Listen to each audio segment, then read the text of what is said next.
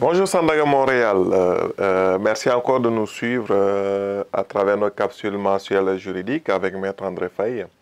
Ce mois-ci, on va traiter d'un thème important, hélas important je peux dire, le thème c'est le divorce. Et Maître Faye va nous donner beaucoup de clés juridiques, on peut dire, pour voir comment se comporter, comment faire pendant cet événement, je peux dire entre guillemets, malheureux, on peut dire. Donc, n'hésitez pas par contre à nous aider, à vous abonner en masse sur notre chaîne Sandaga Web TV parce que l'équipe se démène, c'est beaucoup de temps de travail pour ça. Abonnez-vous en masse, c'est comme ça que vous pouvez nous aider à vous proposer encore plus de thèmes, à vous satisfaire.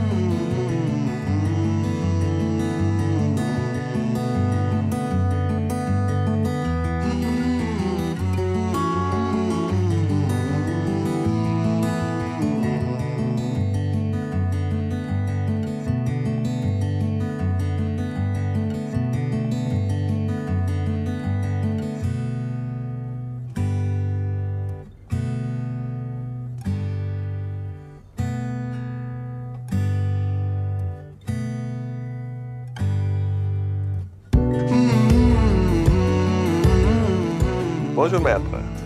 Bonjour à l'équipe Sandaga Montréal. Merci encore une fois d'être venu pour partager ce moment avec moi sur un thème aussi important qu'est le divorce. Alors, lorsque l'on prononce le mot divorce, de nombreuses questions se posent et il n'est pas souvent facile d'avoir toutes les réponses. Il est impossible de couvrir toutes les situations. Pourquoi? Parce que chaque cas est singulier en soi. Chaque cas est unique en soi. C'est la raison pour laquelle il est parfois hasardeux de faire des comparaisons entre telle ou telle situation. Alors, peut-être une des premières questions qu'on se pose lorsqu'on est dans cette dynamique de divorce, c'est de savoir est-ce qu'il y a des démarches préalables à faire avant d'entamer la procédure de divorce? On pourrait citer essentiellement deux démarches préalables à faire. La première, c'est de vérifier s'il y a une possibilité de réconciliation. D'ailleurs, lorsque vous soumettez votre demande à un avocat, lorsque vous donnez à un avocat le mandat de vous représenter, avant qu'il ne dépose la demande de divorce, il doit s'assurer vous avoir informé des services de médiation, de conciliation et surtout vous poser la question de savoir est-ce qu'il y a eu ou bien est-ce qu'il y a une possibilité de réconciliation. Pourquoi? En fait, pour le législateur, le mariage est une union sacrée. On ne doit pas divorcer à la légère. Alors, s'il y a cette possibilité de réconciliation, oui, il faut la saisir. Et d'ailleurs, lorsque les parties ne sont pas représentées par avocat, parce qu'il est possible que les parties elles-mêmes se représentent au tribunal, dans ce cas, le juge va leur demander est-ce qu'il y a une possibilité de réconciliation. Alors, s'il en existe une, en principe, le juge va surseoir à statuer sur le divorce et demander aux parties d'explorer cette voie. La deuxième démarche à faire rapidement, avant d'entamer la procédure de divorce, c'est ce qu'on appelle la séance de coparentalité. Alors dans le langage juridique, et souvent, on le dit, on peut être marié un jour, mais on est parent pour toujours. Alors cette séance de coparentalité, elle est obligatoire d'ailleurs pour les parties qui veulent divorcer et qui ont des enfants. Alors cette séance, elle est entièrement gratuite. L'objectif c'est quoi? C'est d'aider les parties qui sont dans une dynamique de divorce à avoir les outils nécessaires pour accompagner les enfants dans cette épreuve qui n'est pas facile, qu'ils n'ont pas choisie. Alors, c'est vraiment important de faire ce genre de coparentalité. Et comme je l'ai dit, normalement, l'avocat qui prendra le mandat de vous accompagner dans la demande vous donnera l'information nécessaire pour pouvoir faire cette séance de coparentalité. Oui, mais maître, une question. Est-ce qu'il y a des motifs qu'on peut évoquer devant le tribunal pour demander le divorce? Exactement. Pour divorcer, il faut soulever des motifs. Alors, le principal motif, c'est qu'on divorce parce qu'il y a eu un échec du mariage. Alors, l'échec est basé sur quoi? La loi sur le divorce cite 3 motifs de divorce. Le premier, c'est parce que les parties vivent séparées. Les parties vivent séparées, cela veut dire que les parties n'entretiennent plus une relation de couple. Alors, on peut vivre séparés et vivre encore sous le même toit, dans la même maison. Cela veut dire que les parties vivent dans des chambres différentes.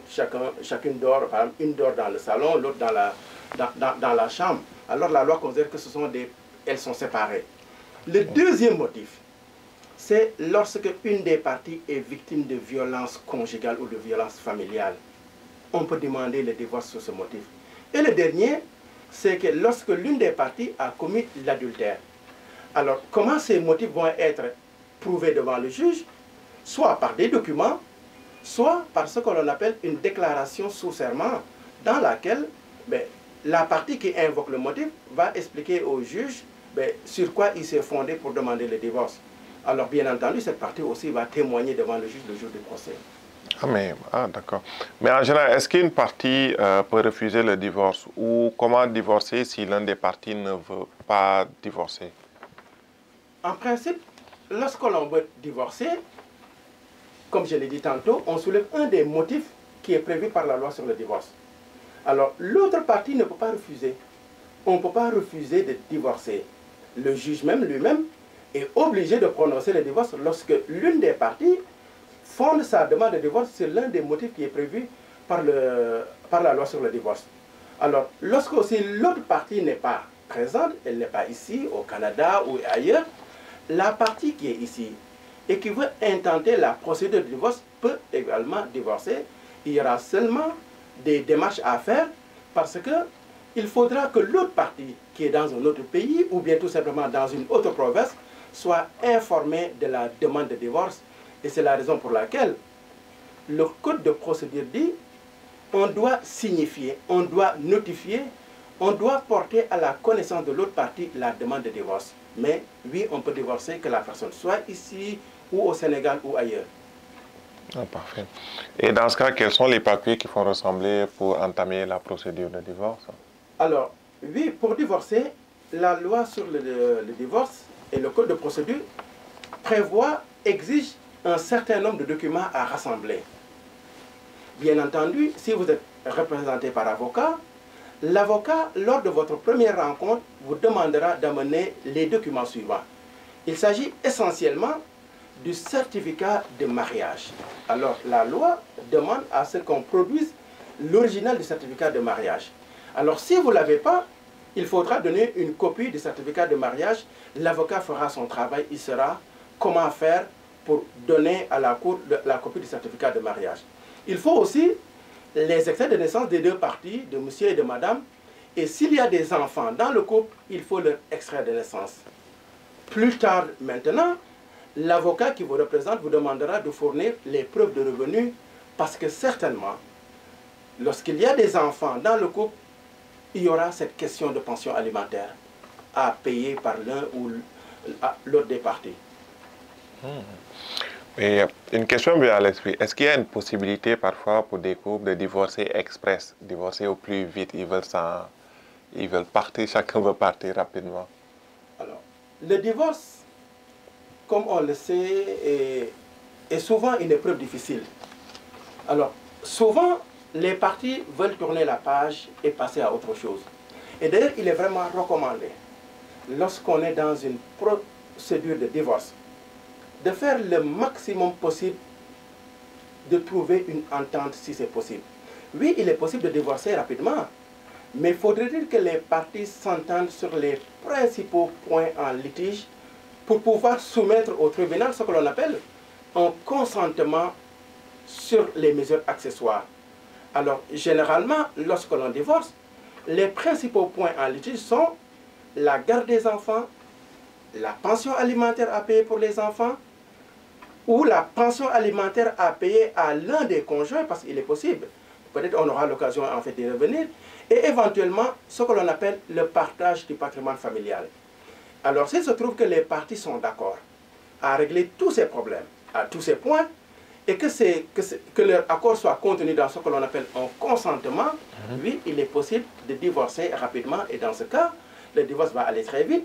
Et même dans ce cas précis, les parties n'ont pas besoin d'aller au tribunal, c'est l'avocat qui va faire tout le travail du début à la fin jusqu'à leur apporter le certificat de divorce.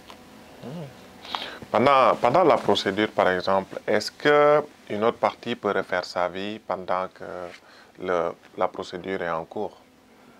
Alors, lorsque la procédure de divorce est enclenchée,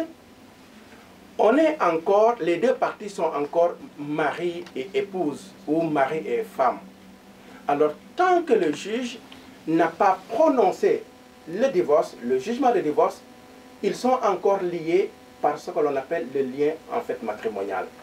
En principe, ces deux parties ne peuvent pas encore refaire leur vie, ou du moins ne peuvent pas se remarier.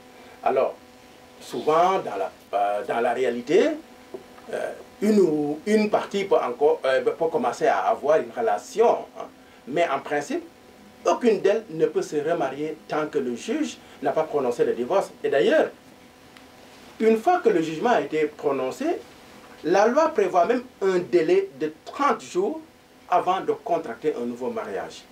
Et ce délai est bien marqué sur le certificat de divorce qui dit que ce divorce ne devient effectif que le 31e jour suivant la date du prononcé du jugement. Oh, ok. Mais est-ce qu'il peut arriver, par exemple, que le couple décide de se réconcilier? Est-ce qu'il y a une procédure à suivre pour cela ou... Alors, lorsque l'on intente une demande de divorce, alors la demande de divorce peut être intentée de façon conjointe, ça veut dire que les deux parties sont d'accord, elles intentent ensemble une même procédure, ou bien une partie peut demander à elle seule le divorce. Alors, rien n'empêche, pendant le processus de divorce, que les parties décident de se réconcilier et dire, écoutez, on va arrêter la procédure de divorce et on se réconcilie. Alors, dans ce cas, qu'est-ce qu'il y a lieu de faire? Il faut juste demander ou bien produire à la cour ce qu'on appelle un acte de désistement. On se désiste de sa procédure en fait de divorce. Ou bien, on peut demander la suspension. Mais quel que soit alpha, comme je l'ai dit tantôt, on n'est pas obligé de continuer la procédure et aucun juge ni avocat ne peut obliger une partie qui a déposé une demande de divorce à continuer celle-ci lorsqu'il y a une possibilité de réconciliation.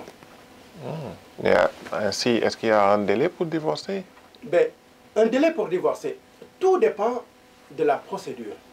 Alors, lorsque la procédure elle est faite de façon conjointe, oui, le délai est assez raccourci. En ce sens que, une fois que le dossier est complété par l'avocat ou bien par les parties elles-mêmes, le tribunal va rapidement analyser la demande et prononcer un jugement de divorce.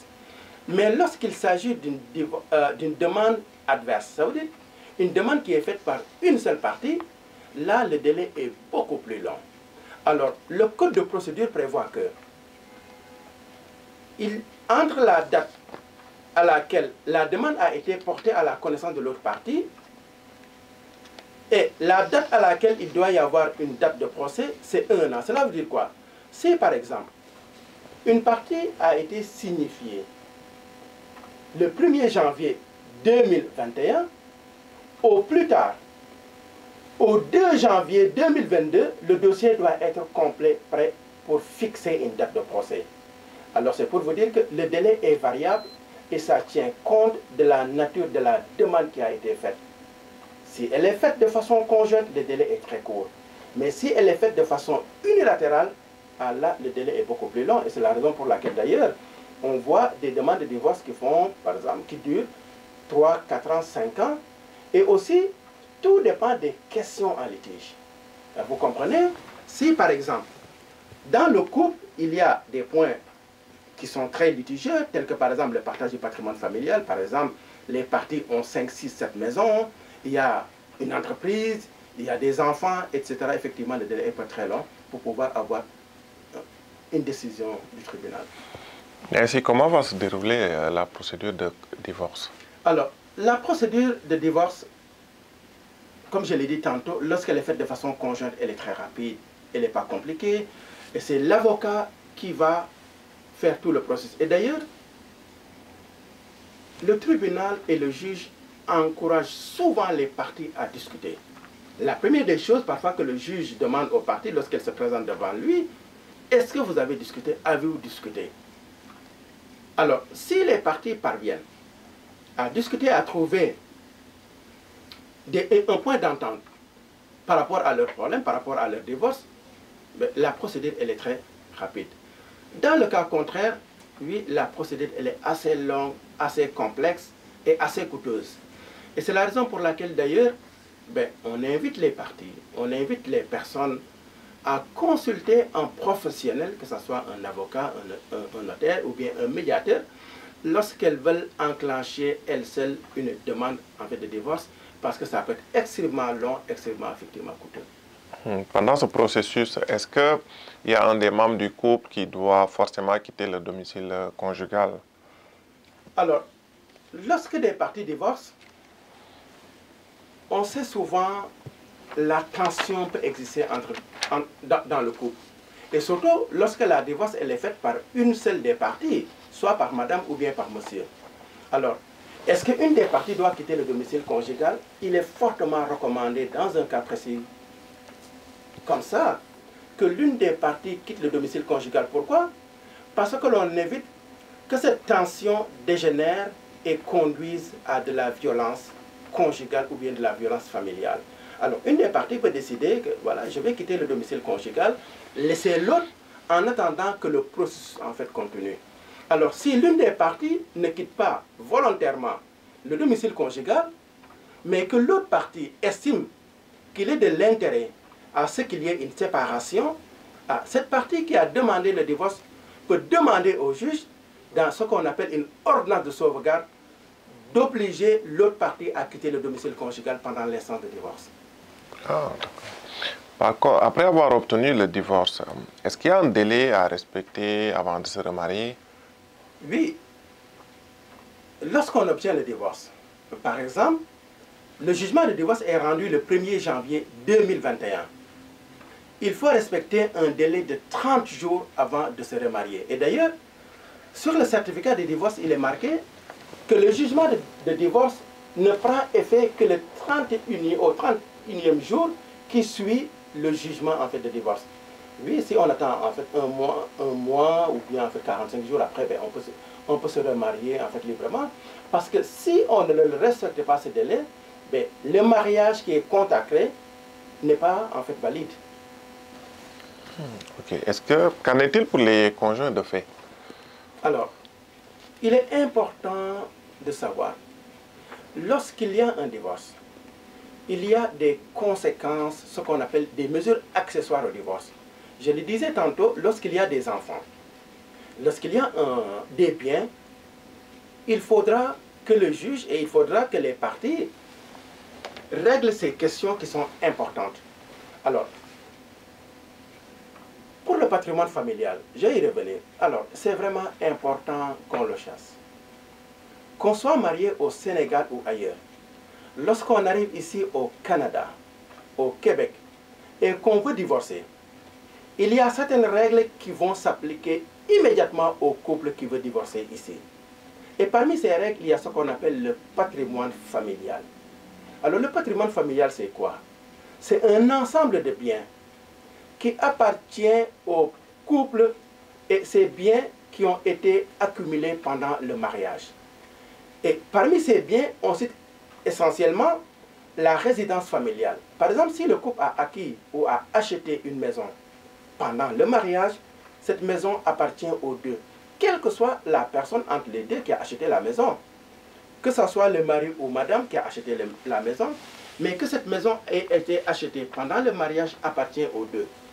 Il en est ainsi également des meubles qui sont utilisés par le couple pendant le mariage. Ah, ces meubles appartiennent aux deux, quelle que soit la personne qui l'a acheté. Il en est ainsi également de ce qu'on appelle les RR et les fonds de pension qui ont été accumulés pendant le mariage. Alors, tous ces biens sont normalement partagés moitié-moitié à la fin du mariage, en fait au divorce. Alors, il se peut que le juge fasse une exception à ce partage égalitaire. Le juge peut dire, écoutez, ou bien une des parties peut demander au juge que je ne voudrais pas qu'il y ait un partage égalitaire parce que ça serait inéquitable. Alors, le juge peut décider qu'il n'y aura pas de partage du patrimoine familial, ou bien le partage sera inéquitable, ça veut dire que l'autre aura peut-être 70%, l'autre 30%. Pourquoi? Le juge va se baser sur certains critères. Et les deux principaux critères, c'est quoi? C'est la durée du mariage. Si le mariage n'a pas duré, par exemple un mariage de 2 ans ou de 1 an, le juge peut décider qu'il n'y aura pas de partage du patrimoine familial. Le deuxième critère, c'est que le juge va voir, est-ce qu'une des parties a dilapidé une partie du patrimoine familial? Si par exemple, une partie a pris une bonne partie de ses RR et utilise de façon personnelle cette somme d'argent, le juge peut estimer et peut décider qu'il n'y aura pas, ou bien le partage du patrimoine familial sera inégalitaire. Alors, la question des conjoints de fait est importante. Alors, les conjoints de fait, on les définit comme des personnes qui décident de vivre ensemble, mais qui ne sont pas liées par le mariage. Il n'y a pas de mariage entre ces deux parties. Alors, ces personnes ne peuvent pas divorcer parce qu'elles ne sont pas mariées. Mais également, il n'y a pas de patrimoine familial. Parce que le patrimoine familial ne s'applique qu'aux couples mariés, qu'aux personnes mariées. Et certainement, vous avez entendu parler de cette fameuse affaire de Lola, hein, des conjoints de fait qui avaient vécu pendant un certain temps. Et après, au moment en fait, de la séparation, avec cette question de garde d'enfants, une partie avait demandé une pension alimentaire pour elle-même.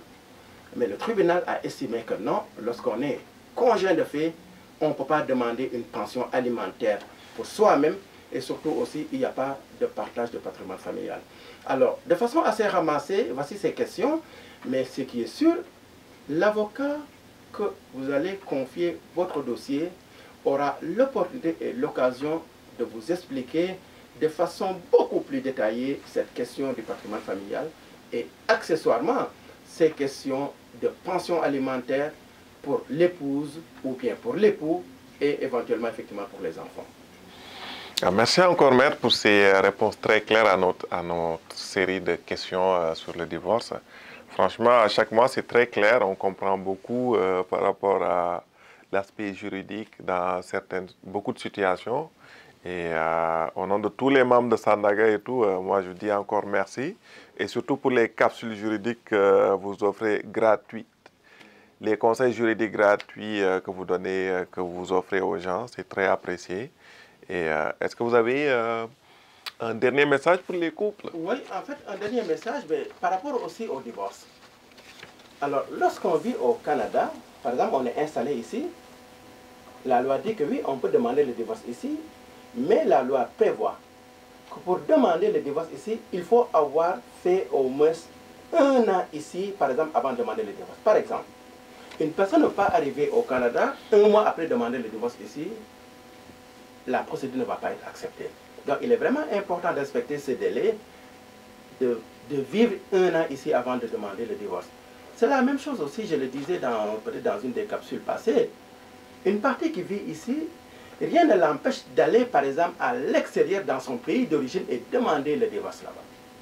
Mais par exemple, je donne un exemple. Si une des parties est sénégalaise, elle quitte ici le Canada pour aller au Sénégal et divorcer, la loi dit pour que le divorce qu'elle va faire au Sénégal soit reconnu ici, il faut que cette partie vive au moins 1 an d'affilée au Sénégal avant de déposer la demande de divorce là-bas. Mais si la partie arrive au Sénégal, 1 mois après elle demande le divorce, normalement, ce divorce qui sera prononcé au Sénégal ne doit pas être reconnu comme valide ici au Canada. Alors, le conseil en fait que je donnerais dans ce sens en matière de divorce, c'est souvent une épreuve extrêmement difficile. On le dit souvent, on ne se marie pas pour divorcer, mais il peut y arriver. Alors, le conseil qu'on donne souvent, les avocats, les notaires et les médiateurs, c'est que est-ce qu'il est possible de minimiser les inconvénients et surtout l'impact du divorce, à la fois pour le couple, mais aussi pour les enfants. Et d'ailleurs, on le dit souvent, aller au tribunal, personne n'y gagne absolument rien, tout en ce sens que s'il est possible de trouver une entente, s'il est possible de discuter dans le couple et de trouver une entente pour divorcer, tout le monde est gagnant là-dedans. Et on le dit souvent, vaut mieux un mauvais compromis qu'un bon procès. Parce que lorsque le couple va au tribunal, personne ne sait à quoi s'attendre, mais surtout, le juge va prendre une décision avec laquelle le couple sera obligé de vivre pendant, entre guillemets, tout le restant de sa vie. Alors, vaut mieux, pourquoi pas, faire des concessions, et trouver une entente, signer un consentement et vivre avec, et surtout lorsqu'on a des enfants. Parce que lorsqu'on a des enfants, on le dit souvent, on peut être couple un jour, mais on est parent pour toujours. Lorsqu'on a des enfants, on est condamné à collaborer, on est condamné à collaborer, ne serait-ce que l'intérêt pour les enfants. Alors c'est vraiment important. Et il y a des services de médiation et de conciliation qui sont là pour aider les couples qui sont en situation de difficulté. Et n'hésitez pas à les consulter au besoin. Merci beaucoup, maître. Et n'hésitez surtout pas à vous abonner en masse, partagez beaucoup notre page Sandaga Web TV, notre chaîne YouTube Sandaga Web TV. Merci encore à notre caméraman, merci maître André, notre caméraman discret, caché, Bouba. Merci beaucoup.